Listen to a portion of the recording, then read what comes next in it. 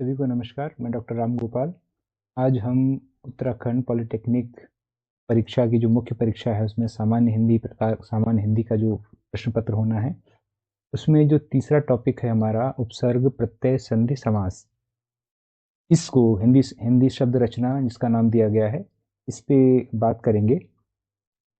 तो इसमें जो हिंदी शब्द रचना है इसमें हमारे पास, जैसे कि मैंने बात की, अभी तीन चार चीज़ें दी हुई हैं।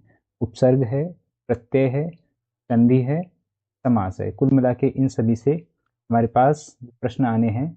10 अंक के प्रश्न आने हैं। 10 अंक के मतलब कुल मिला के 10 प्रश्न आने हैं इसमें।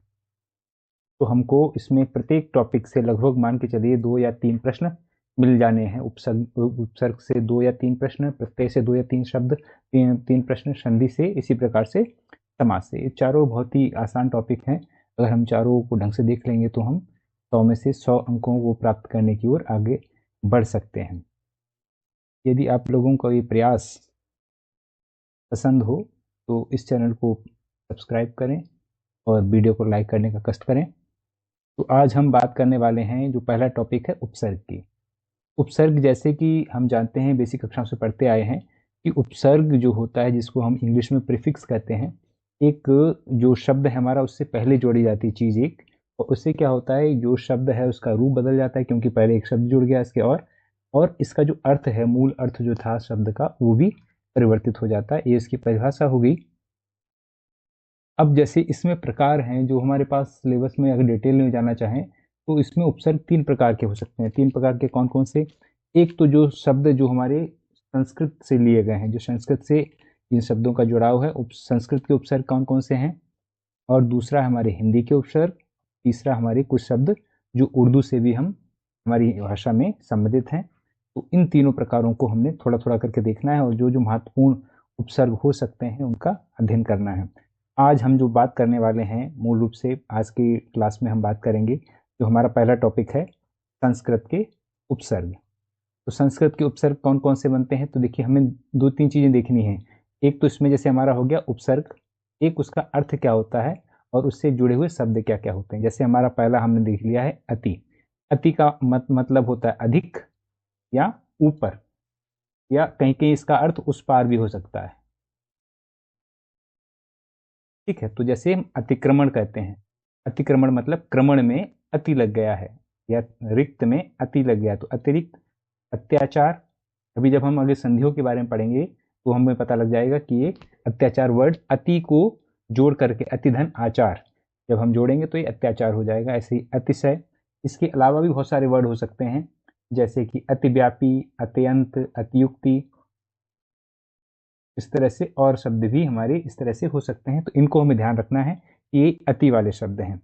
ऐसा ही दूसरा शब्द हमारे पास उपसर्ग है अधि। अधि का अर्थ है श्रेष्ठ या ऊपर। जैसे कि हम जहाँ शब्दों में यूज करेंगे, कहीं इसका अर्थ श्रेष्ठ निकलेगा और कहीं इसका अर्थ निकलेगा ऊपर, और कहीं कहीं इसका किसी चीज से निकटता को भी ये चीज दिखलाएगा। इन चीजों को हमने देखते हुए चलना है। अधि कहाँ कहाँ जोड़ेंगे? जैसे अधिकार है, अधिपति है, अधिराज है, अध्यात्म है। इसी तरीके से और शब्द भी हो सकते हैं, जैसे अधिकरण। जैसे हम प्राधिकरण की बात करते हैं ना, अधिकरण वहीं जुड़ा हुआ है। अधिकोष भी हो सकता है, अधिकोष भी हो सकता है, और भी बहुत सारे हो सकते हैं। अधिपाठक भी हो सकता है, अधिष्ठाता भी हो सकता है। अधिष्ठाता है, अध्यात्म है, अध्यात्म हमने दे ही रखा है इसमें पहले से। तो ये सारे शब्द, जिसमें पहले में हमने अति देखा, दूसरे में देखा अधि। ऐसे ही तीसरा हमारे पास आता है अनु। अनु का अर्थ कहीं कहीं क्रम के संदर्भ में आएगा, कहीं पीछे के संबंध में आएगा, और कहीं कहीं समान के। जैसे हमारे पास शब्द दिए हुए अनुसार, अनुक्रम, अनुशासन, अनुशीलन, अनुकृति। इसके अलावा अनुचर भी हो सकता है। अनुचर हो गया, अनुज है, अनुपात है, अनुज भी हो सकता है, अनुपात, रेशो जिसको कहते हैं इंग्लिश में। इस तरह के बहुत सारे शब्द हो सकते हैं। अनुरक्षण, जैसे हम कई चीज को रख रखाव की बात करते हैं तो वहां पे आता है अनुरक्षण। यहाँ पे भी रक्षण के साथ में अनु जुड़ गया है।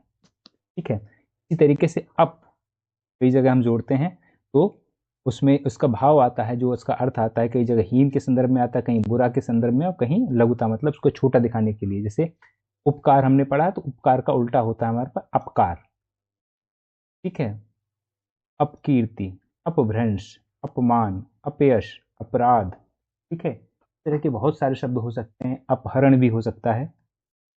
अपहरण, हरण किया गया है लेकिन बुरे के संदर्भ में, तो अपहरण हो गया। ठीक है। अपवाद, अपवाद भी हो सकता है। तो कहते हैं, हमारी कई जगह कहते हैं कि इसके अपवाद भी हैं। ठीक है। और व्यय का उल्टा भी क्या होता है? अपव्यय, बुरे के संदर्भ में आ गया कि जो ऐसा व्यय जिसका कोई जरूरत ना हो। और जैसे हम अपशब्द भी एक वर्ड आता है, बुरे शब्द जिसे हम गालियों के संदर्भ में भी कह सकते हैं। ठीक है। तो ये सारे शब्द हमारे आ गए जहां हम उपसर्ग के रूप में अप लगाते हैं। ऐसे ही अभी है। अभी मीन्स कई जगह इसका अर्थ निकलेगा अधिक, मतलब किसी चीज की अधिकता, कहीं उसकी ओर को दिखा रहा होगा, किसकी ओर, या समीप के संदर्भ में, जैसे अभिनव।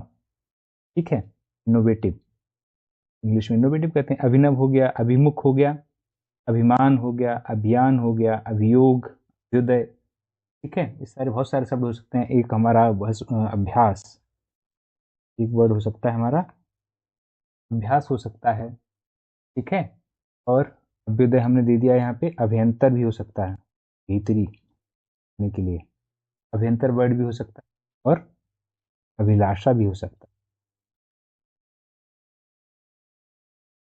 है, वर्ड है अभिलाषा। ठीक है, तो इस तरह हमारे पास अभी हमने 5 देख लिए: अति, अधि, अनु, अप और अभि। इसके अलावा अभी संस्कृत की ही बात चल रही है। औ मीन्स यहाँ पे औ का अर्थ आता है अनादर के संदर्भ में, पतन के संदर्भ में, या किसी चीज को हीनता दिखाने के लिए। जैसे अवगत, अवगत हो गया आपको किसी चीज को अवगत कराने के संबंध में, तो अ जुड़ गया तो अवगत। अवनति। और इसके अलावा अवज्ञा, अवतार, अवरोहण, अवसान, इसके अलावा भी बहुत सारे हो सकते हैं। इसके अलावा हमारे पास अवस्था है, अवशेष है, अवस्था हो सकता है, अवशेष हो सकता है।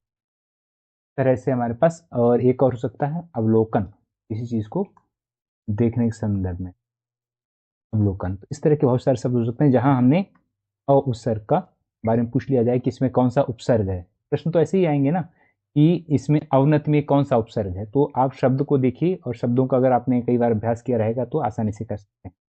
उपसर्ग पूछेंगे तो इसी तरीके से पूछेंगे शब्द में उपसर्ग कौन सा है। और बड़ा आ यानी आ को अगर हम देखें तो इसका अर्थ कई जगह तक आएगा, कई जगह और कई जगह सीमा और कई जगह समेत को लेके आएगा। जैसे आकाश है, आकर्षण है, आक्रमण है, आक्रोश है, आगमन है, आचरण, आजन्म, आमरण। इस तरह से बहुत सारे शब्द हैं जिसमें आ आता है। आरंभ में भी आ आता है। आरंभ हो गया हमारे पास।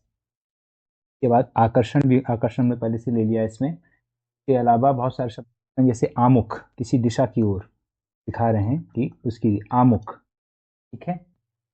और इस तरह से और शब्द भी जितने भी हो सकते हैं आप कोशिश करेंगे और उनका अभ्यास करेंगे कि इसमें कौन सा शब्द हो सकता है। ठीक है।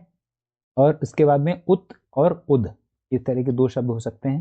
कई जगह इसका उत में संदर्भ में आएगा, कई जगह तो इसका अर्थ है कई जगह ऊंचा निकलेगा, ऊपर निकलेगा, या फिर श्रेष्ठ, जैसे उत्तम। ठीक है। उत धन।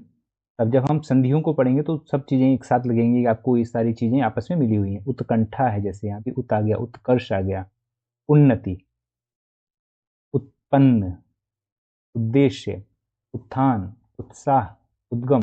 ये सारे शब्द हम इस तरह के, उद्दंड भी हो सकता है, जैसे हम कई बार कहते हैं बहुत ही उद्दंड बालक है। इस तरह के शब्द भी हो सकते हैं। इन सारे शब्दों का हमें अभ्यास करते रहना है। उद्गार भी हो सकता है। उद्गार तो ज्वालामुखी के भी होते हैं, तो उद्गार कई संदर्भ में आ सकता है। आपने उद्गार प्रकट किए तो जो बोलते हैं उसको भी उद्गार संदर्भ में लिया जाता है। उत भी हमारा क्या है, उत या उद, ये उपसर्ग है।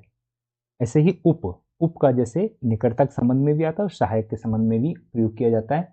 और कई इसके सदृश भी हो सकते हैं कि किसी के समान बताने के लिए भी हमें उप का प्रयोग किया जाता है। उपनाम, उपकार, उपनिवेश, उपवन, उपवेद, उपमंत्री। तो इसमें इस तरह के सब चीजें आएंगी तो इसमें उप हमारा क्या होगा, उपसर्ग होगा, प्रीफिक्स होगा। ऐसा ही हमारे नी है, तो नी में नीचे के संदर्भ में भी आता है, बाहर के संदर्भ में भी अर्थ निकलता है। कई जगह भीतर और कई जगह इसके अतिरिक्त। जैसे निकृष्ट, निदान, निवाश, निवारण, निमग्न, निषेध, सब में देख के आपको पता लग जाना चाहिए कि इसमें हमारा नि उपसर्ग है। इसी तरीके से आगे बढ़ेंगे तो हमारे पास निर उपसर्ग भी है। निर या निश, कई जगह निर होगा, कई जगह निश होगा, तो ये भी उपसर्ग है। इसका अर्थ भी बाहर भी आएगा, निषेध या फिर रहित। निर्दोष, निर्जीव, निर्मल, इनको एक बार अभ्यास किया रहेगा तो आपको नी दिख रहा है तो नी में सब जगह निराकरण, निर्भय, इन सब में निर या निश हमारा क्या निकल के आएगा, उपसर्ग निकल के आएगा। इसी परा है, अनादर के संदर्भ में आता है या फिर उल्टे या फिर नाश या पीछे के लिए, जैसे पराक्रम, पराजय, पराभव, ये तो परा, जिसमें परा दिख रहा है लगभग लोग परास्त, परामर्श। अभ्यास किए रहेंगे तो बहुत आसानी से हम चीजों को कर सकते हैं। ऐसे परि मीन्स पर्यावरण, जैसे हम देखते हैं आसपास या चारों ओर। तो परिक्रमा, परिचय, परिचालक, परिजन, परिणाम, परिभाषा, परिवर्तन, इस तरह के शब्द में हमारा परि उपसर्ग है। और प्र आता है, जो कई जगह प्र लगे रहते हैं, तो प्र मीन्स अधिक के संदर्भ में भी आता है, जैसे प्रबल, बल में भी क्या लग गया प्र, तो अधिक प्रबल, अधिक बलवान मतलब कह सकते हैं, आगे या ऊपर। प्रगति के संदर्भ में प्रकोप है, प्रकृति है, प्रख्यात, प्रकाश, प्रबल, प्रसिद्ध, प्रस्थान, इस तरह के शब्द आएंगे तो इन सब में हमारा प्र उपसर्ग है।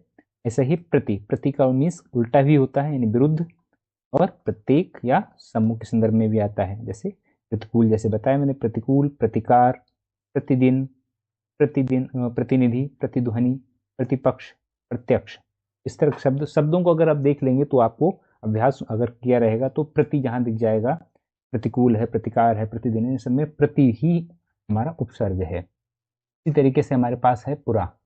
पुरा में, पुरा का अर्थ पूर्व के भी संदर्भ में भी आता है, जैसे हम इतिहास के बारे में पढ़ते थे पुरा पाषाण काल, तो पाषाण में भी कौन सा, पुरा वाला, तो पूर्व काल के बारे में बता रहा है, या फिर पुरानी लंबे समय की बात हो रही, अनादिकाल से जैसे बात करते हैं, तो पुरा के संदर्भ में पुरातन, पुरातत्व, पुरालिपि, तो इसमें हमें देख के पता लग जाना चाहिए कि इसमें पुरा उपसर्ग है। ऐसे ही बी मीन्स असमान के संदर्भ में या फिर भिन्न के संबंध में या फिर अभाव के संबंध में, जैसे विकार, ठीक है, रूप बिगड़ गया तो जो हमारा क्या हो गया, उससे अलग हो गया, उसके बी जुड़ गया, इसमें विख्यात, विचित्र, विचार, विजय, विजातीय, विमुख, विदेश, विनाश, इस तरह के शब्द मिलेंगे तो आपको पता लग जाना चाहिए कि इसमें भी उपसर्ग है। ऐसे ही सम उपसर्ग से इसका अर्थ होता है अच्छी तरह, शुद्ध या पूर्ण या साथ में। संपूर्ण हो गया, सम्मान हो गया, संचार हो गया, संबंध हो गए और आदि। इसी तरीके से फिर अगला उपसर्ग हमारा दुर या दुष्ट, तो इसका अर्थ होता है बुरा, दुष्ट या कठिन, तो दुराचार हो गया, दुर्गम है, दुर्लभ है, दुर्दशा है आदि। तो हम देख लेंगे शब्दों को, अगर कि हमें दुराचार है तो दूर है, इसमें दुर्गम है तो दूर है, दुर्लभ है तो भी दूर है, और दुर्दशा है तो दूर है। इस तरह के शब्दों को अगर हम देख लेंगे तो आसानी से हम इनको पहचान सकते हैं और सही सही उपसर्ग हम प्रश्न में बता सकते हैं कि किस शब्द से जुड़ा हुआ उपसर्ग कौन सा है। अगर आपको ये प्रयास पसंद हो तो प्लीज़ इस चैनल को आप सब्सक्राइब करें ताकि हम अधिक से अधिक इसी तरह की वीडियो बनाने के लिए प्रेरित हो सकें। धन्यवाद।